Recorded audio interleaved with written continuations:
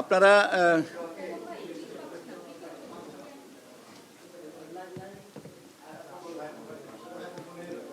ওকে,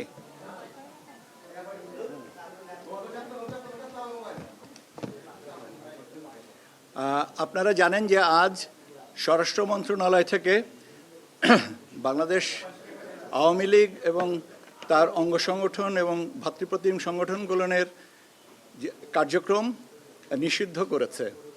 তার ধারাবাহিকতায় election commission সিদ্ধান্ত নিয়েছে যে আওয়ামী লীগের নিবন্ধন স্থগিত করা হলো।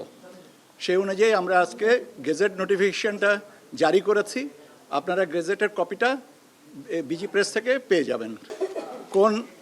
এটা হচ্ছে যে স্বরাষ্ট্র মন্ত্রণালয়ের যে বিজ্ঞপ্তি প্রজ্ঞাপন, সেটার ধারাবাহিকতায় আমরা এখানে এটা করেছি।